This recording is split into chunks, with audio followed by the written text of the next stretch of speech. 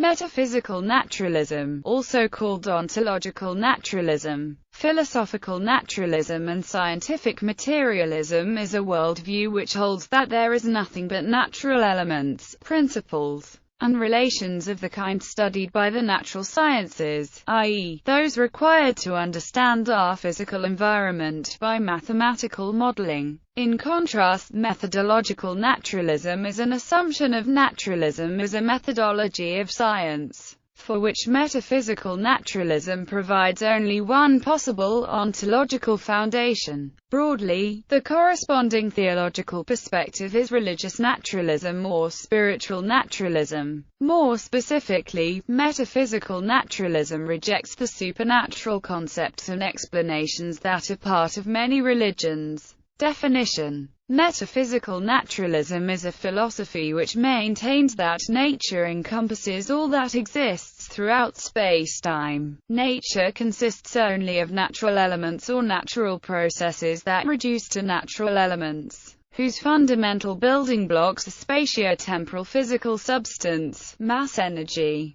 For example, astronomer Carl Sagan, an agnostic, described the cosmos as all that is or ever was or ever will be, abstract concepts or quasi-physical substance, such as information, ideas, values, logic, mathematics, intellect, and other emergent phenomena, either supervene upon the physical or can be reduced to a physical account. The supernatural does not exist, which is to say, only nature is real. Naturalism, in recent usage, is a species of philosophical monism according to which whatever exists or happens is natural in the sense of being susceptible to explanation, through methods which, although paradigmatically exemplified in the natural sciences, are continuous from domain to domain of objects and events. Hence, naturalism is polemically defined as repudiating the view that there exists or could exist any entities which lie, in principle, beyond the scope of scientific explanation. Arthur C. Damter, The Encyclopedia of Philosophy, Naturalism according to Stephen Schaefisman, president of Texas Citizens for Science, an advocacy group opposing creationism in public schools.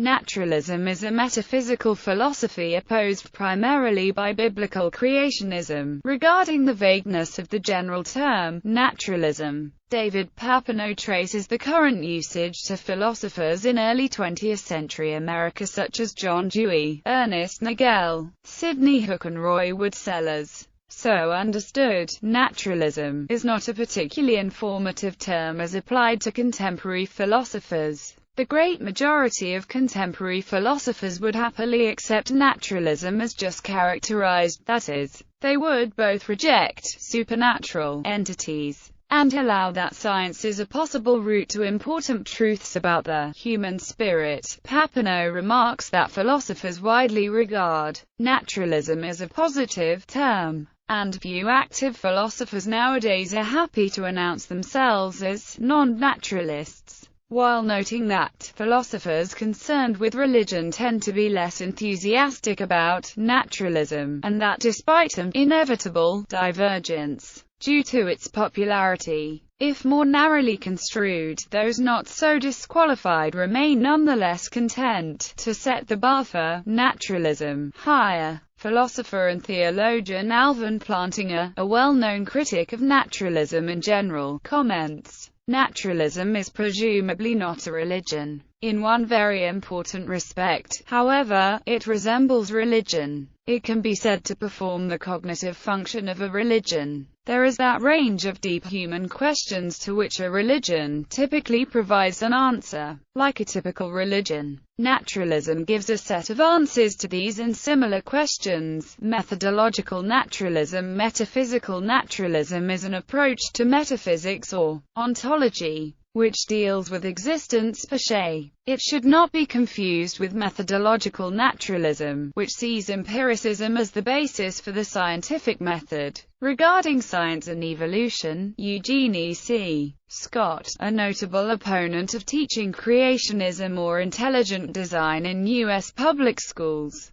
stresses the importance of separating metaphysical from methodological naturalism. If it is important for Americans to learn about science and evolution, decoupling the two forms of naturalism is essential strategy. I suggest that scientists can diffuse some of the opposition to evolution by first recognizing that the vast majority of Americans are believers, and that most Americans want to retain their faith. It is demonstrable that individuals can retain religious beliefs and still accept evolution as science. Scientists should avoid confusing the methodological naturalism of science with metaphysical naturalism. Eugene C. Scott, Creationism, Ideology, and Science Lack of Necessity for Worship. The historian Richard Carrier, in his book Sense and Goodness Without God, A Defense of Metaphysical Naturalism, describes metaphysical naturalism thus: as a philosophy, wherein worship is replaced with curiosity, devotion with diligence, holiness with sincerity, ritual with study, and scripture with the whole world and the whole of human learning. Carrier wrote that it is the naturalist's duty to question all things and have a well-grounded faith in what is well investigated and well proved, rather than what is merely well asserted or well liked. Science and naturalism, while not metaphysical naturalism per se, in the more general sense of naturalism and philosophy expressed by Kate and Vitali, there are certain philosophical assumptions made at the base of the scientific method, namely,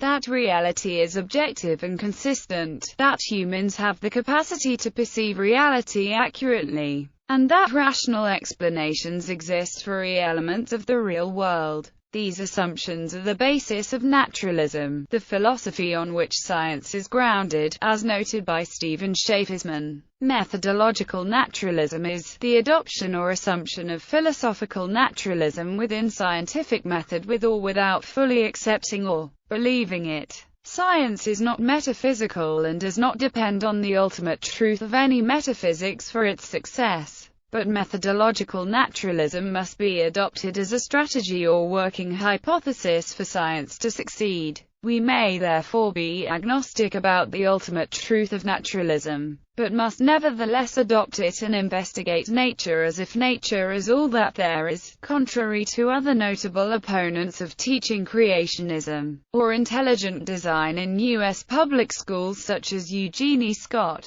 Schaefferman asserts that, while science as a process only requires methodological naturalism, I think that the assumption of methodological naturalism by scientists and others logically and morally entails ontological naturalism, as well as the similarly controversial assertion. I maintain that the practice or adoption of methodological naturalism entails a logical and moral belief in ontological naturalism, so they are not logically decoupled. On the other hand, Scott argues that a clear distinction must be drawn between science as a way of knowing about the natural world and science as a foundation for philosophical views. One should be taught to our children in school, and the other can optionally be taught to our children at home. Once this view is explained, I have found far more support than disagreement among my university colleagues. Even someone who may disagree with my logic or understanding of philosophy of science often understands the strategic reasons for separating methodological from philosophical materialism. If we want more Americans to understand evolution, Eugene C. Scott, Science and Religion, Methodology and Humanism. However, there are other controversies.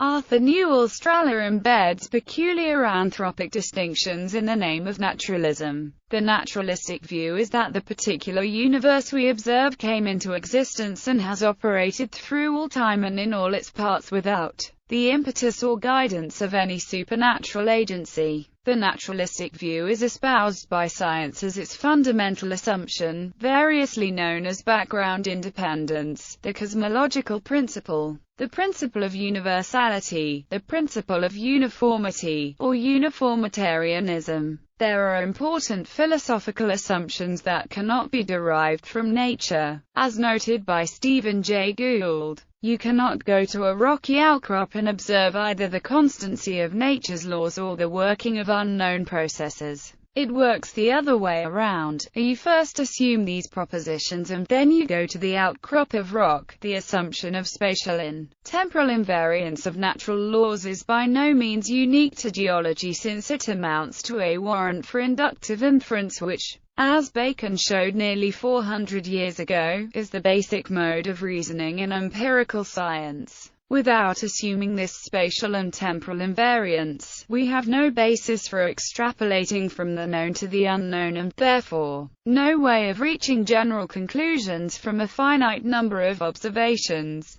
Gould also notes that natural processes such as Lyell's uniformity of process are an assumption. As such, it is another a priori assumption shared by all scientists and not a statement about the empirical world. Such assumptions across time and space are needed for scientists to extrapolate into the unobservable past. According to G.G. Simpson, uniformity is an unprovable postulate justified, or indeed required, on two grounds. First, nothing in our incomplete but extensive knowledge of history disagrees with it. Second, only with this postulate is a rational interpretation of history possible, and we are justified in seeking. As scientists we must seek such a rational interpretation, and according to R. Hoykas, the principle of uniformity is not a law, not a rule established after comparison of facts, but a principle preceding the observation of facts. It is the logical principle of parsimony of causes and of economy of scientific notions. By explaining past changes by analogy with present phenomena, a limit is set to conjecture, for there is only one way in which two things are equal, but there are an infinity of ways in which they could be supposed different. Various associated beliefs. Contemporary naturalists possess a wide diversity of beliefs within metaphysical naturalism. Most metaphysical naturalists have adopted some form of materialism or physicalism. Undesigned universe metaphysical naturalists argue that the scientific facts and theories that we have to explain the origins of the universe provide no evidence for supernatural beings or deities. As Richard Carrier explains, no other worldview is directly and substantially supported by any scientific evidence, whereas all scientific evidence so far does support metaphysical naturalism, often directly, sometimes substantially. Though naturalism has not yet been proved, it is the best bet going. One might say that either it has always existed or it had a purely natural origin, being neither created nor designed. Abiogenesis and evolution. Since nature is all there is, and there was once no life, abiogenesis is implied that life arose spontaneously from natural causes. Naturalists reason about how, not if, evolution happened. They maintain that humanity's existence is not by intelligent design but rather a natural process of emergence. Ethics and metaethics. Some embrace virtue ethics and many see no compelling argument against ethical naturalism. Some may advocate for a science of morality. One example of an attempt to ground a naturalist metaethical system is Richard Carrier's chapter, Moral Facts Naturally Exist, which was peer-reviewed by 4 philosophers. It sets out to prove a moral realism centered around human satisfaction. Alexander Rosenberg has expressed a contrary position that naturalists, in general, have to accept moral nihilism. The mind is a natural phenomenon if any variety of metaphysical naturalism is true. Any mental properties that exist are caused by and ontologically dependent upon nature. However, some metaphysical naturalists consider the mental to be out of bounds, just like the supernatural. Metaphysical naturalists do not believe in a soul or spirit, nor in ghosts.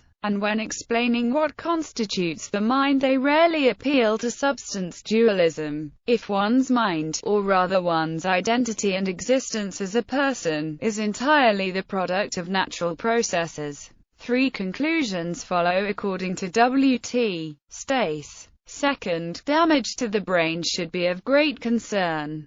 Third, death or destruction of one's brain cannot be survived, which is to say, all humans immortal. Stace, however, believes that ecstatic mysticism calls into question the assumption that awareness is impossible without data processing. Utility of reason. Metaphysical naturalists hold that reason is the refinement and improvement of naturally evolved faculties. The certitude of deductive logic remains unexplained by this essentially probabilistic view. Nevertheless, naturalists believe anyone who wishes to have more beliefs that are true than are false should seek to perfect and consistently employ their reason in testing and forming beliefs. Empirical methods are unsurpassed for discovering the facts of reality, while methods of pure reason alone can securely discover logical errors. Value of society. Humans are social animals, which is why humanity developed culture and civilization. In terms of evolution, this means that differential reproductive success somehow depended on traits that permit the development and maintenance of a healthy and productive culture and civilization.